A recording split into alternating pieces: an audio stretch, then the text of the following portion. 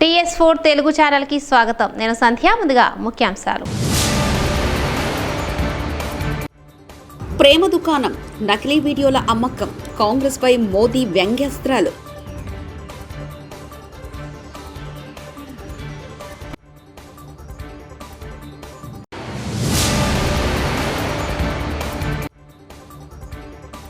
ఈ ఎన్నికల్లో నేను ఓడానంటే నేరం గెలిచినట్టే వైఎస్ షర్మిల.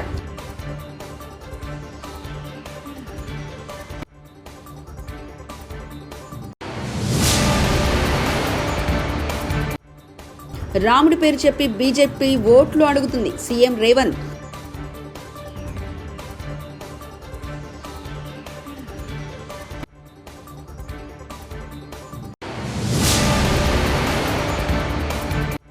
కూటమి మేనిఫెస్టోలో అదిరిపోయే స్కీమ్ ప్రతి కుటుంబానికి.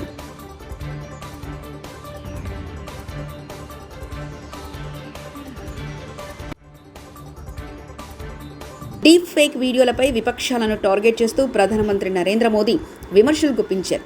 సామాజిక మాధ్యమాల ద్వారా నకిలీ వీడియోలను విపక్షాలు సర్క్యులేట్ చేస్తున్నాయని ఆరోపించారు. బీజేపీ సారథ్యంలోని ప్రభుత్వాన్ని ఎదుర్కొనే సత్తా లేకని సాంకేతికతను దుర్వినియోగం చేస్తూ తప్పుడు సమాచారాన్ని విపక్షాలు వ్యాప్తి చేస్తున్నాయని అన్నారు. మహారాష్ట్రలోని దార్షూ జిల్లాలో మంగళవారం నాడు జరిగిన ఎన్నికల ప్రచార సభలో మోదీ ఈ వ్యాఖ్యలు చేశారు. देश को लूटने की योजना,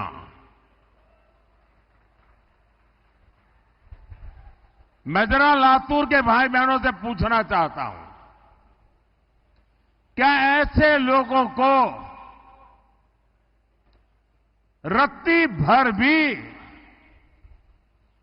मौका दे सकते हैं क्या?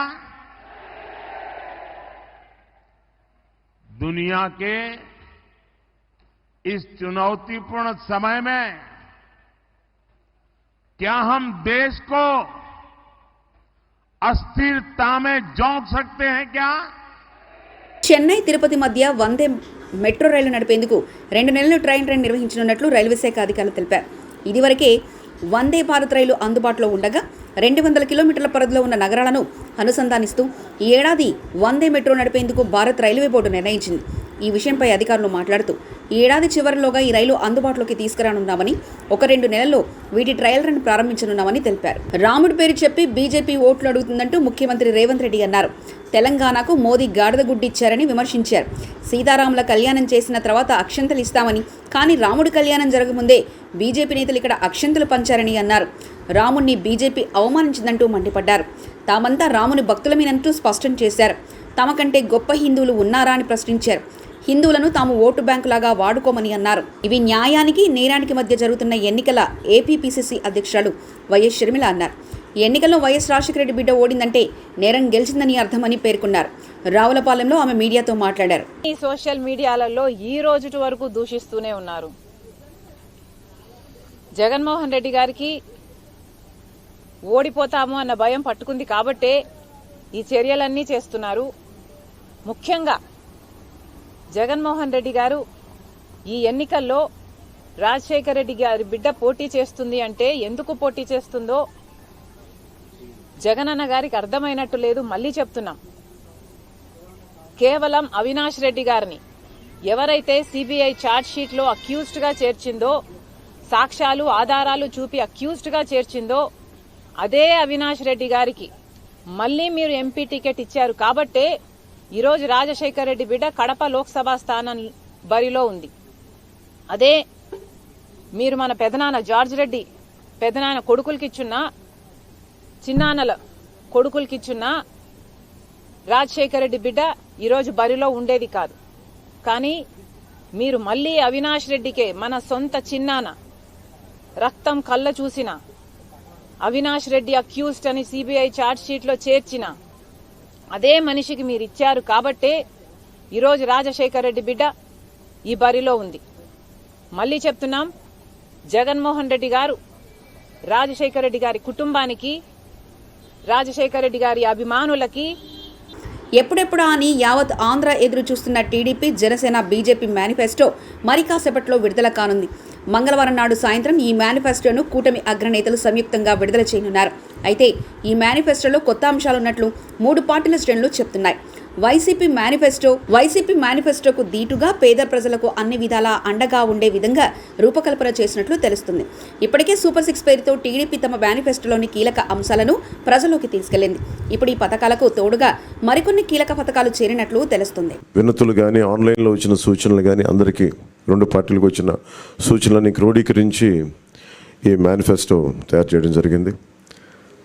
ముఖ్యంగా రాష్ట్ర ప్రజల నేటి అవసరాలను తీరుస్తూ రేపటి ఆకాంక్షలకు సాకారం చేసే ఈ మేనిఫెస్టోని కూటమి ప్రభుత్వం పరిశుభ్రంగా దీన్ని అమలు చేస్తుంది. దీంట్లో ముఖ్యమైన అంశాలు ఏమేమి తీసుకున్నామంటే ఆంధ్రప్రదేశ్ ప్రజల భవిష్యత్తు ఆల్మోస్ట్ కత్తి మనపైన వేలాడుతూ ఉంది. ప్రపంచంలోనే అత్యంత శక్తివంతమైన తెలుగు జాతి నేడు ఆంధ్రప్రదేశ్ పరిస్థితిని చూసి తలదించుకుంటుంది. లూటీ కోసమే 13 లక్షల కోట్ల అప్పు చేసి రాష్ట్ర ఆర్థిక వ్యవస్థను దివాళా తీయించారు. గత 5 ఏళ్లుగా అన్ని రంగాల్లో రాష్ట్రం తిరోగామి దిశలో పయనిస్తున్నది. సమాజంలో ఎటు చూసినా అభద్రత, అశాంతి, హత్యలు, ఆత్మహత్యలు కనిపిస్తున్నాయి. ధరలు, పన్నులు, ఛార్జీలు, అప్పుల బాధుడితో ఒక్కో కుటుంబం పైన దాదాపు 8 లక్షల భారం మోపారు. 10 రూపాయలు ఇచ్చి 100 రూపాయలు కొట్టేస్తూ పొద్దున్నే ఎకనామిక్ సర్వే చేపిస్తాం. ఆ సర్వే ప్రకారం ముందుకు పోతాం. ఇక్కడికి వచ్చినప్పుడు కాపు యువతకి, మహిళలకి నైపుణ్యాభివృద్ధి, స్వయం ఉపాధికి ఎక్కువ ప్రాధాన్యత ఇస్తాం. కాపు భవనాలు కూడా కట్టి వారిని ఆదుకుంటాం. అదే సమయంలో ఆర్యవైశ్య సంక్షేమం కోసం ముందుకు పోతాం. క్షత్రియ సంక్షేమం, అగ్రవర్ణాల్లో ఉండే ఇతర పేదలకు కూడా న్యాయం చేయడం, ఇవి చేస్తూనే ఈరోజు ప్రత్యేక కార్పొరేషన్ ఏర్పాటు చేసి ఎక్కడికక్కడ ఇవన్నీ ముందుకు తీసుకుపోతాం. ఇంకొక పక్క పెన్షన్ కూడా మొన్నే అనౌన్స్ చేశాం. 4,000 రూపాయలు పెన్షన్ ఇస్తున్నాం. అది కూడా ఏప్రిల్ నుంచి ఇస్తాం. పెంచిన పింఛను ఏప్రిల్ నుంచి ఇచ్చి, ఇంకొక పక్కన వికలాంగులకి, దివ్యాంగులకి 6,000 రూపాయలు ఇస్తాం. వైకల్పానికి పూర్తిగా అంటే 2 కాళ్ళు చేతులు లేకుండా అవస్థపడే వాళ్ళకి 15,000 రూపాయలు ఇస్తాం. కిడ్నీ, తలసేమియా వంటి దీర్ఘ వ్యాధులు ఉండే వాళ్ళకి 10,000 రూపాయలు పింఛన్ ఇస్తున్నాం.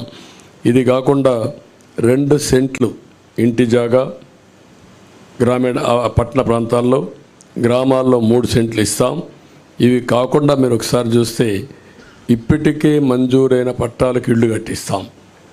ఎవ్వరికి ఇంటి జాగాలు క్యాన్సిల్ చేయం. అదే సమయంలో అక్కడే ఇళ్ళు కట్టించే పరిస్థితి తీసుకొస్తాం. ఇళ్ళు లేని ప్రతి ఒక్కరికి టిట్కో ఇళ్ళు ఇమీడియట్గా హ్యాండ్ ఓవర్ చేస్తాం. ఇవి కాకుండా అందరికీ ఇళ్ళు కట్టించే పరిస్థితి తీసుకొస్తాం. ఎస్సీ ఎస్టీ సంక్షేమానికి కట్టుబడి ఉన్నాం. జిల్లాల వారీగా వర్గీకరణ కూడా చేస్తాం. ఎస్సీ ఎస్టీలకు 50 సంవత్సరాలకే పింఛన్ ఇస్తాం. సప్లాన్ నిధులు వారి అభివృద్ధి కోసమే ఖర్చు పెడతాం. ఏజెన్సీలో ఆదివాసీ ఉపాధ్యాయులు నియామకం చేస్తాం. జీవో నెంబర్ 3 మళ్ళీ రివైవ్ చేస్తాం. ఎస్సీ ఎస్టీ సంక్షేమ పథకాలన్నీ తీసుకొచ్చి ఎస్సీలపైన దాడులు చేసిన వారందరిపైన కఠిన చర్యలు తీసుకొని వారిలో ఒక నమ్మకాన్ని క్రియేట్ చేస్తాం. ఎస్సీ ఎస్టీ బ్యాక్లాగ్ పోస్టులు కూడా పూర్తి చేస్తాం. ముస్లిం మైనారిటీ సంక్షేమం కోసం వాళ్ళకు కూడా 50 ఏళ్ళకే పింఛన్ ఇవ్వడం, ఈద్గాలు, కబరిస్తాన్లు ఇవన్నీ కూడా స్థలాలు కేటాయించడం, విజయవాడ సమీపంలో ఆది హౌస్ కట్టడం, నూరు భాషా కార్పొరేషన్కి ఏటా 100 కోట్ల రూపాయలు కేటాయించడం, మైనారిటీ ఫైనాన్స్ కార్పొరేషన్ ద్వారా 5 లక్షల వరకు వడ్డీ లేని రుణాలు ఇవ్వడం, ఇమాం మౌజంలకి 10,000 రూపాయలు, 10,000, 5,000 గౌరవ వేతనాలు ఇవ్వడం, అర్హత ఉన్న ఇమాములకి ప్రభుత్వ కాజీలుగా నియమించడం, మసీదుల నిర్వహణకు ప్రతి నెల 5,000 రూపాయల ఆర్థిక సహాయం, ఆజ్ యాత్రకు పోయే ఒక్కొక్క ముస్లింకి 1,00,000 రూపాయల ఆర్థిక సహాయం చేయడం చేస్తాం. క్రిస్టియన్ సంక్షేమానికి కట్టుబడి ఉన్నాం. వారికి కూడా ఏమేమి ఉన్నవన్నీ చేస్తాం. అదే సమయంలో ఈ స్టాంపింగ్ వ్యవస్థ సాఫ్ట్వేర్ అభివృద్ధి చేసి ట్రయల్ కోసం 16 సబ్ రిజిస్ట్రార్ ఆఫీసులో 135 డాక్యుమెంట్లు చేయాలని రిజిస్ట్రేషన్ శాఖ మెమో ఇస్తే దాన్ని ల్యాండ్ టైటిలింగ్ చట్టానికి లింకు పెట్టి తప్పుడు ప్రచారం చేయనున్నారని సీఎం సలహాదారు అజయ్ కల్లం అన్నారు. మేము ఇంప్లిమెంట్ చేసింది రీసర్వే ఇంకా పూర్తి కాలేదు. రీసర్వే దాదాపు 6,000 గ్రామాల్లో పూర్తి చేశాము. బ్యాలెన్స్ ఇంకా 10,000 గ్రామాలు దాదాపు పెండింగ్ ఉన్నాయి. అవి బహుశా ఎలక్షన్స్ అయిన తర్వాత, కొత్తగా గవర్నమెంట్ ఫామ్ అయిన తర్వాత పూర్తి చేస్తారు. ఎందుకు అంటే సర్వే కాకుండా టైటిలింగ్ అనేది ఉండదు. ఒక ప్రీ రిక్విజిట్ ముందు భూమి రీసర్వే కావాలి. అయితే దీనికి సంబంధం ఉన్నవి లేనివి కలిపి ప్రజల్లో ఒక నెగటివ్ భావం తీసుకురావాలి అనేటటువంటి ప్రయత్నంతో కొన్ని స్కిట్లు వేసి వీడియోలు అదేవిధంగా కాల్స్ మెసేజెస్ పంపిస్తున్నారు అనేది మా దృష్టికి వచ్చింది. అయితే దీనిలో రెండు విషయాలు, ఒకటి టైటిలింగ్ గురించి మాట్లాడుతున్నారు, రెండోది ఐజీ రిజిస్ట్రేషన్ అండ్ స్టాంప్స్ వాళ్ళ డిపార్ట్మెంట్లో ఇంటర్నల్ గా ఇచ్చినటువంటి ఒక మెమో గురించి దాన్ని కూడా టైటిలింగ్ కి లింక్ చేసి మాట్లాడుతున్నారు. ఒక మెమో ఇచ్చారు ఐజీ రిజిస్ట్రేషన్ అండ్ స్టాంప్స్ ఏంటి, కార్డ్ టు సాఫ్ట్వేర్, దాన్ని ట్రయల్స్ చేయమని ఒక 12 మందో 16 మందో సబ్ రిజిస్ట్రార్లకి మీరు ఒక్కొక్కళ్ళు ఈ కొత్త సాఫ్ట్వేర్ ఉపయోగించి ఒక 135 డాక్యుమెంట్లు మీరు ప్రింట్ చేయండి అని చెప్పి ఇవ్వటం జరిగింది. దాన్ని ల్యాండ్ టైటిలింగ్ కి లింక్ చేసి సర్క్యులేట్ చేస్తున్నారు. అంటే అసలు ల్యాండ్ టైటిలింగ్ కి ఆ సాఫ్ట్వేర్ కి సంబంధం ఏంటో నాకు తెలియదు. కార్డ్ 1 సాఫ్ట్వేర్ ఎప్పుడో జె సత్యనారాయణ గారు ఉన్నప్పటి నుంచి, అంటే దాదాపు 30 సంవత్సరాల నుంచి ఐజీ రిజిస్ట్రేషన్ అండ్ స్టాంప్స్ లో వాళ్ళు రిజిస్ట్రేషన్ చేయటానికి ఉపయోగించుకుంటూ ఉన్నారు. దాన్ని అప్గ్రేడ్ చేశారు, కొత్త ఫీచర్స్ తీసుకురా. బీజేపీ బీఆర్ఎస్ రెండు ఒకటే, కమిషన్లు పంచుకుని లక్షల కోట్లు పంచుకున్నారని ధ్వజమెత్తారు భువనగిరి పార్లమెంట్ కాంగ్రెస్ అభ్యర్థి చామల కిరణ్ కుమార్ రెడ్డి. పార్లమెంట్ ఎన్నికల ప్రచారంలో భాగంగా భువనగిరి కాంగ్రెస్ పార్టీ అభ్యర్థి చామల కిరణ్ కుమార్ రెడ్డి తన సొంత గ్రామమైన నల్గొండ సౌలిగారారం మండల కేంద్రంలో భారీ ర్యాలీ నిర్వహించారు. ఆంధ్ర పాలకుల చేతుల మోసపోతున్నాం, మనకు ప్రత్యేక రాష్ట్రం కావాలని పోరాటం చేస్తే బిడ్డలు కష్టాలను, చదువుకున్న వాళ్ళకు ఉద్యోగాలు వస్తలేవు, పొలాలు ఉన్న వాళ్ళకు నీళ్లు వస్తలేవు, నిధులు వస్తలేవు, రోడ్లు వేసుకోనికి అని చెప్పి సోనియా గాంధీ గారు తెలంగాణ ఇచ్చింది. ఇచ్చిన తెలంగాణను ఏం చేసిండు కేసీఆర్? 9 లక్షల అప్పు చేసిండు, కానీ మన జీవితాలు ఏం బాగుపడలే. 9 లక్షల కోట్లు అప్పు చేసిండు కేసీఆర్, కానీ మన జీవితాలు బాగుపడలే. ఏమైంది? ఆ 9 లక్షల కోట్లు కనుక సరైన పద్ధతిలో ఖర్చు పెట్టుంటే మనందరికి అన్ని కష్టాలు తీరాయి. ఇవాళ రేవంత్ రెడ్డి గారు గెలిచిండు, 150 రోజులైంది. 10 ఏళ్లు పాలించిన కేసీఆర్ 100 రోజులు కూడా తట్టుకోలేక ఏమా అంటూ మొన్ననే రేవంత్ అన్న మీలో కొంతమంది వచ్చిర్రు ఇక్కడికి భువనగిరికి. నేను నామినేషన్ వేస్తుంటే మా అన్నలందరూ కోమటిరెడ్డి వెంకటరెడ్డి అన్న, రాజగోపాల్ రెడ్డి అన్న, రేవంత్ అన్న, నేను, మా మల్కశామిలను అందరం ఉన్నామాడ ఇతని స్టేజ్ మీద. లక్ష్మీ నరసింహస్వామి సాక్షిగా ఆగస్టు 15వ తారీఖు కల్లా 2 లక్షల రుణమాఫీ చేస్తా అని దేవుడు సాక్షిగా చెప్పింది. మనం చేస్తున్నాం. ఆల్రెడీ ఫ్రీ బస్ ఇచ్చినాం, 200 యూనిట్ కరెంట్ ఇచ్చినాం, 500 సిలిండర్ ఇచ్చినాం, చెప్పిన చేస్తున్నాం. వీళ్ళు చేసిన 9 లక్షల. తెలంగాణలో బీఆర్ఎస్ పార్టీ ఇక ఉండదు, ఆ పార్టీ చచ్చిపోయింది. Munugode MLA Bhuvanagiri parliament Congress party incharge Venkatareddy అన్నారు.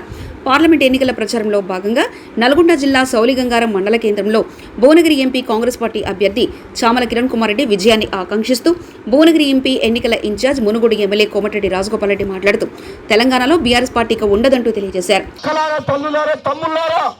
10 ఏళ్ల పాటు మనం కష్టాలు పడ్డాం. తెలంగాణ ఇచ్చిన కాంగ్రెస్ పార్టీకి రుణం తీసుకొని మీరు ఓటేసి గవర్నమెంట్ తీసుకొచ్చారు. తమ్ముని గెలిపియండి, ఈ ప్రాంతాన్ని సస్యశ్యామలం చేసి ప్రతి ఎకరాకు సాగునీరు తీసుకొచ్చి 50,000 కోట్లతోటి మూసి ప్రక్షాళన చేసి శాలిగౌరవం మండలాన్ని డెవలప్ చేసే బాధ్యత నాది. మేమందరం కలిసికట్టుగా ముందు పోతామని తెలియజేస్తూ, ఇక కేసీఆర్ అనేటువంటి ఉండరు, ఇక ఉంటుందా? బీఆర్ఎస్ పార్టీ ఉంటుందా? బీఆర్ఎస్ పార్టీ చచ్చిపోయిందా లేదా? కేసీఆర్ కుటుంబం జైలు పోతుంది. కలిత తర్వాత కేసీఆర్, కేటీఆర్, హరీష్ అందరు జైలు పోతారు. మన కాంగ్రెస్ పార్టీ తెలంగాణ ఇచ్చిన పార్టీ, దేశానికి స్వాతంత్రం తీసుకొచ్చిన పార్టీ, మీకోసం కష్టపడుతుంది. ప్రేమ దుకాణం, నకిలీ వీడియోల అమ్మకం, కాంగ్రెస్ పై మోదీ వ్యంగ్యాస్త్రాలు.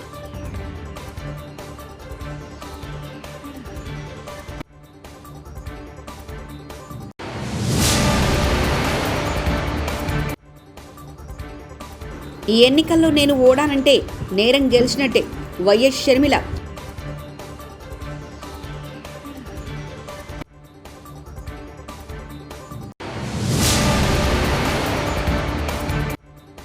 రాముడి పేరు చెప్పి బీజేపీ ఓట్లు అడుగుతుంది సీఎం రేవంత్.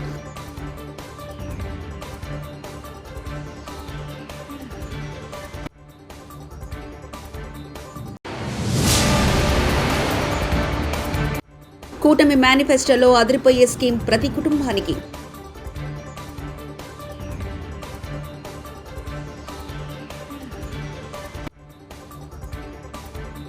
TS4 న్యూస్ ఇంతటితో సమాప్తం. చూస్తున్నానండి TS